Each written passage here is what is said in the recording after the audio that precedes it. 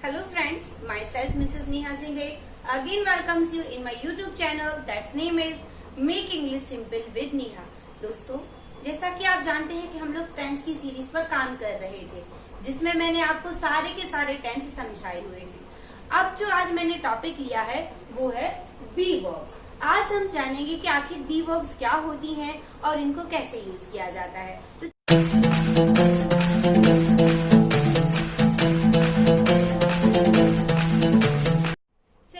जानते हैं कि बी वर्ब्स क्या होती हैं। सबसे पहले मैं आपको बता दूं कि बी का मतलब होता है होना। होना मतलब जो बी वर्ब्स हैं इनका यूज हम इसलिए करते हैं कि हम क्या हैं, क्या बनना चाहते हैं, क्या थे, इन सभी को बताने के लिए हमें बी वर्ब का यूज करना पड़ता है। अब मैं आपको बी वर्ब्स के बारे में दो चीजें बताना चाहूंगी कि ये जो बी वर्ब होती है, यहाँ पर आप बेस वर्ब देख सकते हैं। This is the basic verb. Basic verb क्या है? बी है। बेसिक वर्ब हमारी बी है और ये जो बी है वो एक रेगुलर वर्ब है। कौन सी वर्ब है? Regular verb. आप कहेंगे रेगुलर वर्ब क्या होती है? तो मैं आपको बता दूं, रेगुलर वर्ब्स वो होती है जो टेंस और सब्जेक्ट के अकॉर्डिंग खुद को बदल लेती है। जो टेंस और सब्जेक्ट के अकॉर्डिंग खुद को बदल लेती है वो होती है be verbs, sorry regular verb. और वो वर्ब जो खुद को टेंस और सब्जेक्ट के अकॉर्डिंग नहीं बदलती हैं वो होती हैं इरेगुलर वर्ब्स। ओके, तो रेगुलर और इरेगुलर आई थिंक आप समझ गए होंगे। अब हम जानते हैं कि बी वर्ब्स होती एक्चुअली में क्या है। तो आपको जैसा कि यहाँ पे मैं बता चुकी हूँ कि बी क्या है, एक रेगुलर वर्ब है। It changes according to tense, according to subject. तो एक्चुअली में जो बी वर्ब होती है वो होती है इज, एम, आर। ये इनका प्रेजेंट फॉर्म है। प्रेजेंट फॉर्म में हम इज, एम, आर यूज करते हैं। पास्ट फॉर्म में ये हो जाती है वॉज, वर, और फ्यूचर फॉर्म इनका हो जाता है will be, shall be. Will be and shall be. दोस्तों, आप सोच रहे होंगे कि ये जो बी वर्ब्स है ये तो सारी कंटिन्यूअस टेंस की हेल्पिंग वर्ब है, तो मैं इनको बी वर्ब का नाम क्यों दे रही हूँ? तो मैंने आपको पहले भी बताया कि जो बी वर्ब्स है, बी वर्ब हमारा होना मतलब पोस्ट और पोजीशन कॉम्प्लीमेंट्स को शो करती है। तो जब हम प्रेजेंट में कुछ बोलना चाहते हैं, जैसे होने वाली बात में मैं कहूँ कि मैं क्या हूँ, मैं अभी क्या हूँ, आई एम अ टीचर। ओके, तो मैंने यहाँ पे एम का यूज किया है। तो यहाँ पर जो बी वर्ब्स यूज करते टाइम पर हमारा सेंटेंस होता है वो हो जाता है, सबसे पहले हम यूज करते हैं सब्जेक्ट का, फिर कोई भी हमारी बी वर्ब आ जाती है और उसके बाद में हम कोई भी या तो हम एडजेक्टिव का यूज कर सकते हैं या किसी हम नाउन का यूज कर सकते हैं। इसके साथ में सिर्फ और सिर्फ एडजेक्टिव या नाउन ही आ सकते हैं। अब आप एडजेक्टिव सोचेंगे तो कैसे? एडजेक्टिव्स क्या होते हैं?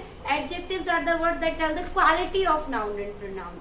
जो नाउन एंड प्रोनाउन की क्वालिटी बताते हैं वो एडजेक्टिव है। जैसे मुझे कहना है नीता बहुत सुंदर है, तो मैं क्या सेंटेंस बोलूंगी? Neeta is very beautiful. तो यहाँ पर नीता हमारी नाउन थी, मतलब सब्जेक्ट था। इज हमारी बी वर्ब है और जो ब्यूटीफुल वर्ड मैंने यहाँ पर यूज किया है वो क्या हो गया है?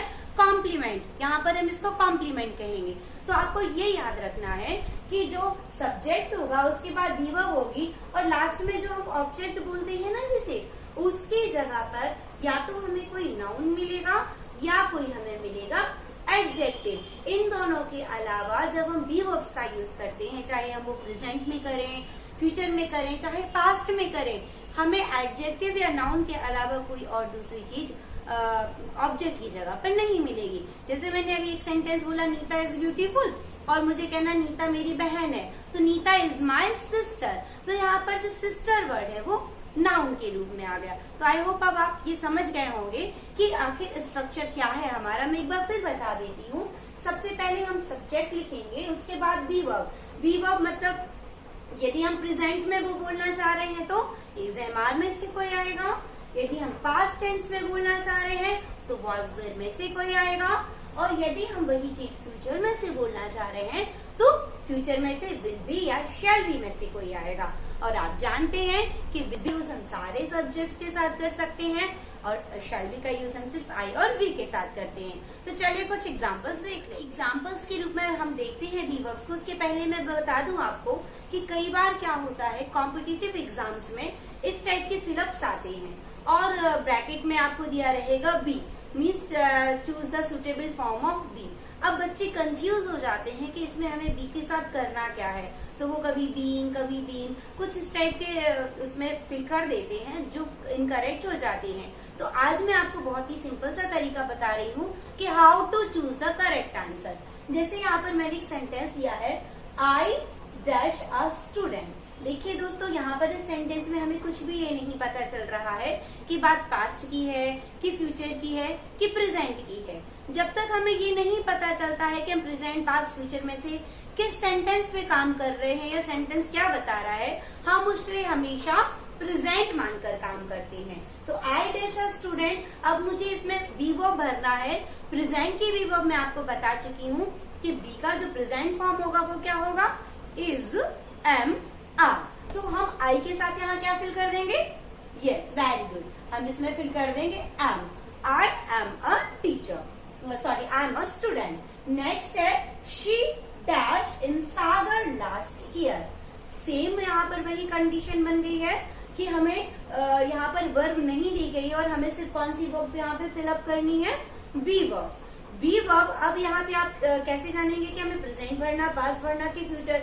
तो दोस्तों यहाँ आप देखिए, ये जो लास्ट वर्ड है ये हमें बता रहा है कि पिछले साल, पिछला वर्ड मतलब पास्ट टेंस को बता रहा है। तो यहाँ पे पास्ट टेंस में बी वर्ब जाएंगी वॉज, वर, जिसमें से शी के साथ हम फिल करेंगे was. They dash in the playground at evening. अब यहाँ पर इवनिंग की बात चल रही है, तो इवनिंग अभी हम ये तो नहीं कहेंगे कि इवनिंग में वो प्लेग्राउंड में है या प्लेग्राउंड में थे। तो यहाँ पर हम इसको मान लेंगे एट इवनिंग, मतलब जो चीज आने वाली है, जो समय आने वाला है, कोई टाइम स्पेशल दे दिया गया तो उसको फ्यूचर मान के काम किया जाएगा। तो यहाँ पे फ्यूचर में आ जाएगा will be. And same here, she dash an engineer after 2 years। 2 year, 2 सालों के बाद वो इंजीनियर बन जाएगी। अपने यहाँ से मालूम चल चुका है कि हम यहाँ पे फ्यूचर की बात कर रहे हैं, तो हो जाएगा विल बी। कायदे से जो इज, एम, आर, वॉज, वर होती हैं, इनके साथ हम मेन वर्ब का आईएनजी फॉर्म ही यूज करते हैं। पर यहाँ आप देख सकते हैं ये नाउन था, यहाँ पर ये भी नाउन था, यहाँ पर ये भी नाउन था, यहाँ पर ये सारे ही मैंने नाउन यूज किए हैं। यदि मैं एडजेक्टिव यूज करना चाहती, she is sweet, she is beautiful, he is handsome, he is smart, इस तरीके से हम एडजेक्टिव या नाउन को रख करके ऑब्जेक्ट की जगह पर बी वर्ब्स का यूज कर सकते हैं। तो चलिए कुछ और भी एग्जाम्पल्स देखते हैं हम। तो अब हम बी वर्ब्स के कुछ और भी फॉर्म जान लेते हैं कि be verb present, past, future के अलावा और कौन सा काम करती है। तो बी वर्ब, जब हम टू और बी, कौन सा मैंने बताया, 2 + बी साथ में आता है तो वो बन जाता है इंफिनिटिव। जब बी आईएनजी के साथ आता है, बीइंग बन के आता है, तो वो प्रेजेंट पार्टिसिपल भी होता है और कई बार वो जीरंड भी होता है। जब बीन आता है, बी अपने किस फॉर्म में आ रहा है, बीन में, तो वो पास्ट पार्टिसिपल बन करके आता है।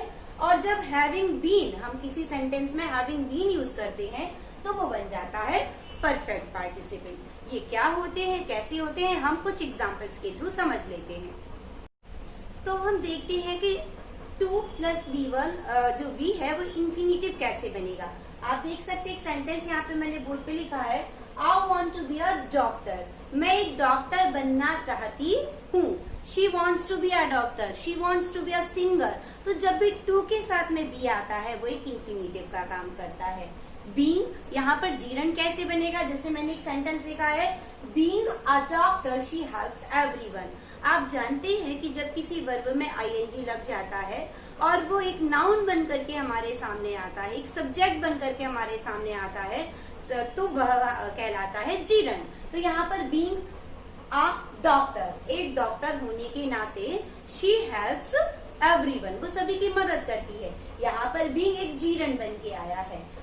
तो अब हम जीरन फॉर्म के बाद जानते हैं कि जो बी वर्ब है वो पास्ट पार्टिसिपल फॉर्म में क्या काम करती है। तो पास्ट पार्टिसिपल के लिए हम उसके पहले हम परफेक्ट कंटीन्यूअस की हेल्पिंग वर्ब को याद कर लेते हैं, जो कि थी has been, have been, had been, will have been और शैल हैव बीन। तो वही फॉर्म होता है जब हम बीन यूज करते हैं ना, तो वो बन जाता है पास्ट पार्टिसिपल। जैसे यहाँ एक एग्जाम्पल मैंने लिख लिया है, she has been treating the patients for 5 hours, मतलब वो 5 घंटे से पेशेंट्स का इलाज कर रही है। तो यदि हम पास्ट में कहना चाहते तो हैज की जगह हैड कर देते, फ्यूचर में जाना चाहते तो विल हैव कर देते, पर बीन चेंज नहीं होता। तो बीन क्या है? बी का पास्ट पार्टिसिपल फॉर्म है। नेक्स्ट हम देखते हैं हैविंग बीन। हैविंग बीन क्या है मैं आपको बता दूं, ये काम करता है परफेक्ट पार्टिसिपल का। जब बीन हैविंग के साथ आता है तो वो बन जाता है परफेक्ट पार्टिसिपल। या कोई भी वर्ब यदि हैविंग के साथ आती है तो वो परफेक्ट पार्टिसिपल का काम करती है। और हैविंग का फॉर्मूला ही चलता है V3 के साथ। ये देखिए हैविंग प्लस V3। हैविंग का मतलब होता है के बाद में, और V3 मतलब वर्ब का थर्ड फॉर्म। कोई भी वर्ब यदि थर्ड फॉर्म में आ जाती है, जैसे मुझे कहना है पढ़ाने के बाद तो हैविंग टॉट, मुझे कहना है जाने के बाद तो हैविंग गॉन, मुझे कहना है हैविंग लिखने के बाद तो हैविंग रिटन। तो इस तरीके से हैविंग बीन मतलब बनने के बाद, होने के बाद। यहाँ पे मैंने एक सेंटेंस लिया है having been an BA honours she is seeking for MA। मतलब BA ऑनर्स हो जाने के बाद वो क्या किस चीज की तलाश में है या किस चीज के लिए ट्राई कर रही है? MA के लिए। तो ये सारे मैंने आपको बी के फॉर्म बताए हैं। तो 2 बातें इसमें याद रखने लायक है कि बी एक रेगुलर वर्ब है जो टेंस सब्जेक्ट के हिसाब से खुद को बदल लेती है, और दूसरा बी वैसी नहीं है जैसी दिखती है।